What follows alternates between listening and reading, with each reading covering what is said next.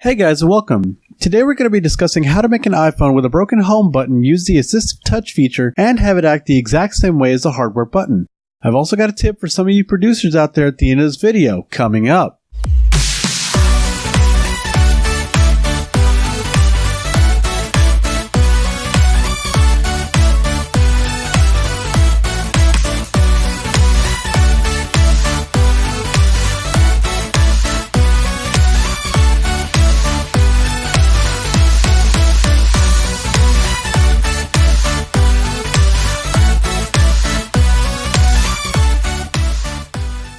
First off, as many of you might know, to enable the AssistiveTouch feature on your iPhone, simply open the Settings app.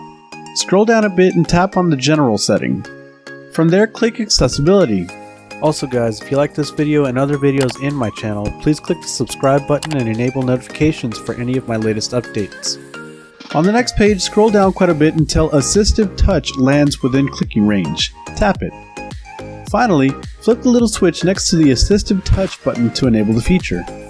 But we're not done yet, because now when you press this neat little concoction, you get this could be useful menu.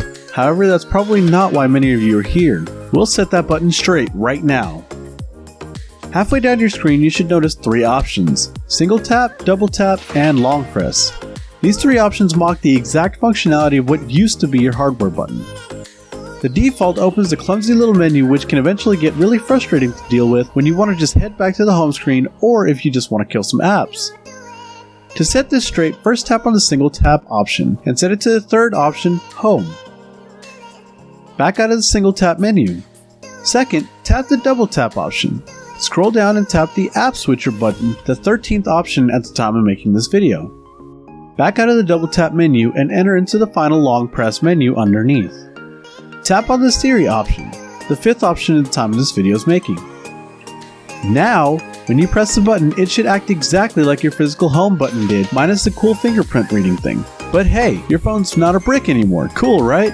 It also pays off that the AssistiveTouch feature acts exactly how you would expect the on-screen home button to act.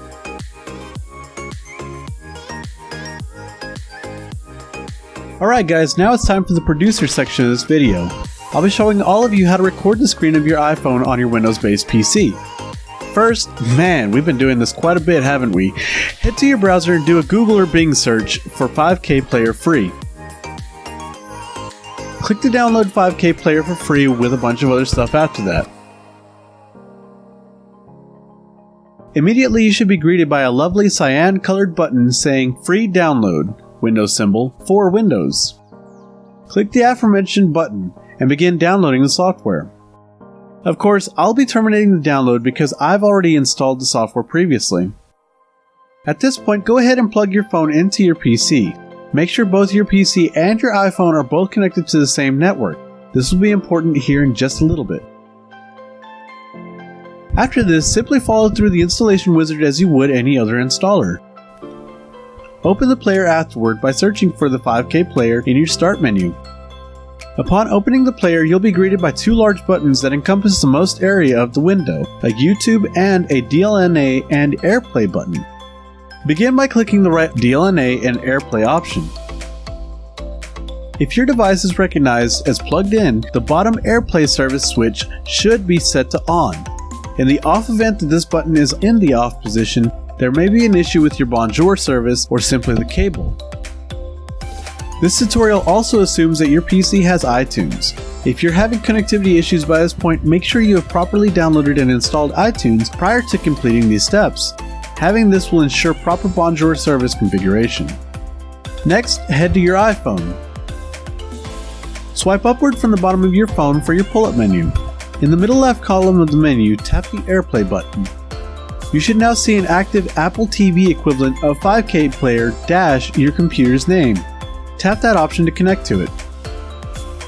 The screen on your PC should immediately update with what's appearing on your phone screen.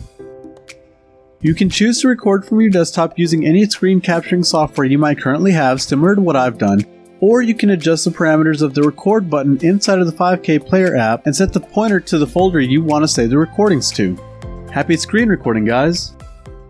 Thanks for checking out my video. If you'd like to stay updated with more tech tips and other related videos, be sure to click the subscribe button. Also be sure to click the notification bell to be informed of all of my latest uploads. Please leave any questions or comments below and let me know what you might like to watch me do next time. So until the next video, namaste.